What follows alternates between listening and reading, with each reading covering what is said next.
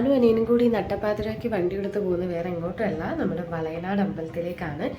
വർക്കും കഴിഞ്ഞ് ക്ഷീണിച്ച് വന്ന് ഒന്ന് കിടന്നുറങ്ങാമെന്ന് വിചാരിച്ച് നിൽക്കുമ്പോഴാണ് പെട്ടെന്ന് അഞ്ജുവിൻ്റെ കോള്, വളയനാടേക്ക് വരുന്നില്ലേ, ഈ വാ നമുക്കൊന്ന് പോയി വരാം, ഇന്ന് ഫ്യൂഷൻ മ്യൂസിക് ഉണ്ട് എന്നൊക്കെ പറഞ്ഞ് അവസാനം ഞാൻ എൻ്റെ അനിയനെയും കുത്തിപ്പൊക്കി വളയനാട്ടേക്ക് കിട്ടും. അങ്ങനെ ചെന്ന് നോക്കിയ സമയത്താണ് നല്ല ഭംഗി ഉണ്ടായിരുന്നു. സാധാരണ പോലെയല്ല, നല്ല ലൈറ്റ് വർക്കും കാര്യങ്ങളും ഒക്കെ ഉണ്ടായിരുന്നു.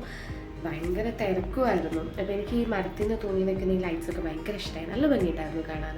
അങ്ങനെ ഞങ്ങൾ പോയപ്പോൾ സ്റ്റേജിൻ്റെ ചുറ്റും നിറയെ ആളാണ്, ഒരു ഇഞ്ച് പോലും സ്ഥലം കിട്ടുന്നില്ല. പിന്നെ ഞങ്ങൾ ഒരുവിധം ഇതിലെയൊക്കെ തിരഞ്ഞ് ഒരു കോർണറിൽ പോയി നിന്ന് നോക്കി. അവിടെ നിന്ന് നോക്കുമ്പോൾ സ്റ്റേജ് കാണാനേ ഇല്ല. പിന്നെ അവിടെ നിന്ന് മാറി വേറൊരു മൂലയ്ക്ക് പോയി നിന്നു. അവിടെ നിന്ന് കുറച്ച് നേരം പ്രോഗ്രാം കണ്ടു.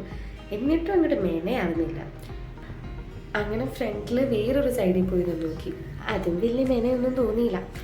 അങ്ങനെ ഈ തിരക്കൊക്കെ കണ്ടിങ്ങനെ അന്തം വിട്ട് നിൽക്കുമ്പോഴാണ് പെട്ടെന്ന് റുബിയുടെ കോള്, ഇവിടെ സീറ്റ് ഉണ്ട്, ഓടി വായിരുന്നു. അങ്ങനെ സീറ്റ് കിട്ടി സന്തോഷത്തിലുള്ള ഞങ്ങളുടെ പട്ടിഷമാണ് ഇപ്പോൾ നിങ്ങൾ കാണുന്നത്.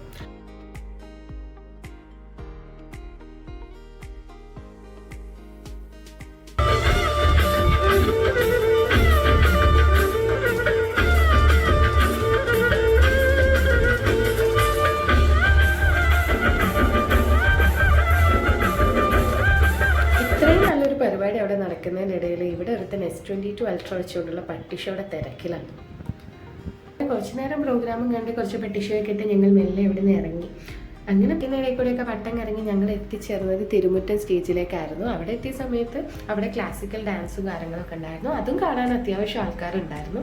പിന്നെ എനിക്ക് ഭയങ്കര ഇഷ്ടമായ ഒരു കാര്യമാണ് ഇവിടുത്തെ ലൈറ്റ് വർക്ക്സ്. അടിപൊളിയായിരുന്നു. സാധാരണ വളയനാട് അമ്പലം കാണുന്ന പോലെയല്ല ഉത്സവത്തിന് കാണാൻ.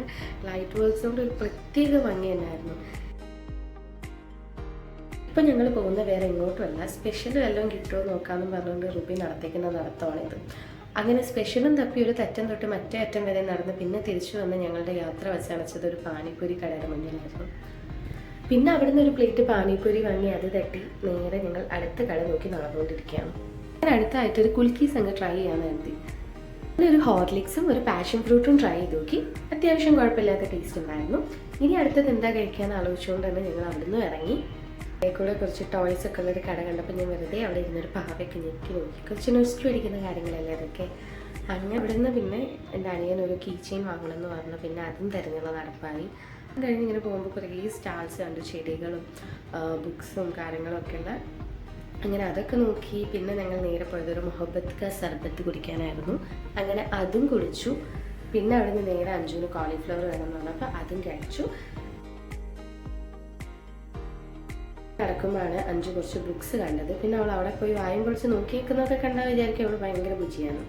വെറുതെ ഒരു കാര്യമില്ല. അങ്ങനെ പിന്നെ അതും പറഞ്ഞ് അവളെ കളിയാക്കിക്കൊണ്ട് ഞങ്ങൾ ഇങ്ങനെ നടന്ന് നേരെ പോകുമ്പോൾ അതേ അടിക്കുന്നു ഉപ്പിലിട്ടത്. പിന്നെ അവൾക്ക് അത് കിട്ടിയേ പറ്റും. അങ്ങനെ വാങ്ങി കഴിച്ച് ഞങ്ങളിങ്ങനെ നടന്നു. കുറേ പരിചയക്കാരൊക്കെ കാണുന്നുണ്ടായിരുന്നു. അങ്ങനെ അവരോടൊക്കെ സംസാരിച്ചു. പിന്നെ നേരെ ഫ്രണ്ടിൽ പോയി പ്രോഗ്രാംസിൻ്റെ ലിസ്റ്റൊക്കെ ഒന്ന് നോക്കി.